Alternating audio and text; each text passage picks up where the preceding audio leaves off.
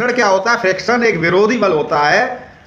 जैसे कि जब लुढ़कती गेंद लुढ़कना बंद हो जाती है, क्योंकि उस पर जब हम बल लगाते हैं तो उसके विरोध में सतह बल लगाती है और वो बल एक दूसरे को शून्य की ओर ले जाते हैं और अंततः गेंद रुक जाती है। ठीक है, आपने देखा होगा कि एक पत्थर और दूसरी चीज आप ये भी ध्यान दीजिए कि बरसात के समय हम फिसल जाते हैं या जमीन पर कहीं मोबिल या तेल गिर जाए और उस पर हम चलें तो हम रपट जाते हैं, फिसल जाते हैं। क्यों फिसल जाते हैं? चिकना होता है तो फिसल क्यों जाते हैं? कभी सोचा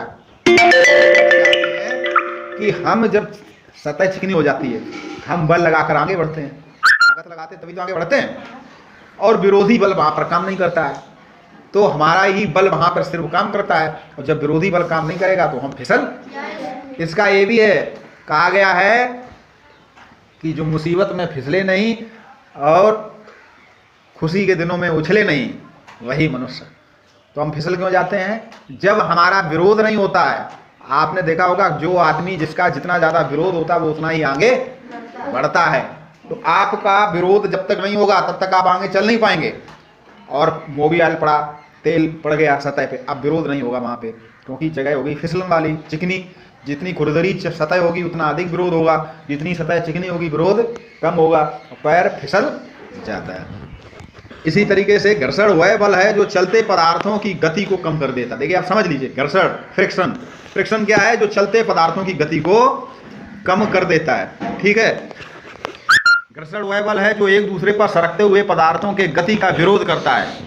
ये घर्षण क्यों घटता है? यहाँ तक कि एक समतल कागज की पूरी तरह से चिकना नहीं होता, इस पर भी चोटियाँ बा घाटियाँ खाइयाँ होती हैं। एक कागज आपने देखा होगा, कागज, और कागज को अगर आप दूरबीन से देखेंगे तो उसमें भी बड़े ऊंचे नीचे गड्ढे होंगे।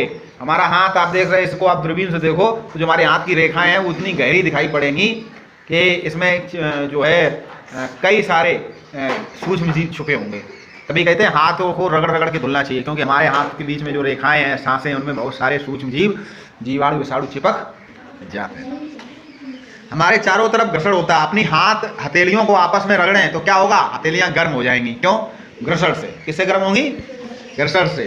घर्षण के कारण ही कार्डों के पिरामिडों को बनाया जा सकता है। दिया सिलाई भी घर्षण के कारण जलती है। अगर आप दिया सिलाई ऊपर तेल लगा, आपने देखा दिया सिलाई का जो कागज होता है उस पर क्या छोटे छोटे उभार जैसे होते हैं, खुरदरे बनाए जाते हैं। अगर वो रगड़ते रगड़ते चिकने हो जाते हैं तो फिर वो माचिस नहीं जलती, तो घर्षण के कारण। देखिए बहुत अच्छी पुस्तक है ये, इसमें सब विज्ञान, दैनिक विज्ञान के बारे में बताया गया। घर्षण का उपयोग अग्नि जलाने के लिए किया जाता। घर्षण हमें कागज पर लिखने देता। अब देखिए कागज अगर आपका बहुत ज़्यादा चिकना हो तो उस पर भी आप लिख नहीं पाएंगे। ठीक है, चिकने कागज पर लिख लेंगे, कागज पे अभी हम तेल लगा दें, घी लगा दें, फिर उस पर आप लिख के दिखाओ, नहीं लिख पाएंगे। तो घर्षण के कारण ही लिख पाते हैं। घर्षण हमें चलने में भी सहायता करता है। इसके साथ ही क्या घर्षण को कम किया जा सकता? हाँ, अब आपने देखा होगा दरवाजों पे हम जहाँ पे मुड़ते हैं, ज्वाइंट होते हैं, वहाँ पे क्या डालते हैं? मोबिल। अगर मोबिल ना डालें तो गेट खोलने बंद करने पे आवाज़ करता। साइकिल की चेन में हम लोग ग्रीस लगाते हैं, क्यों? अगर ना लगाएं तो साइकिल खड़र खड़र चेन आवाज़ करती। तो ये घर्षण कम करने के लिए होता है। ठीक है, भारी पदार्थों को चलाने के लिए पहियों का उपयोग करना। ठीक है, इसके साथ ही चलते पुर्जों में बाल बेयरिंग का उपयोग करना। अब साइकिल के अगर छर्रे कट जाएं तो पहिया नहीं घूमेगा, तो वो भी जो है एक प्रकार से घर्षण को कम करता है। क्या आप घर्षण को कम करने की इन पद्धतियों में हर एक के लिए एक उदाहरण दे सकते हैं? और उसके साथ ही मंडराने वाला हवाई जहाज, हावरक्राफ्ट, घर्षण कम करने का एक अन्य उदाहरण है। ठीक है, तो हमारे जीवन में पैदल चलने, लिखने, पदार्थों को पकड़ने, फिसलने को रोकने और गति को रोकने के लिए घर्षण का उपयोग होता है।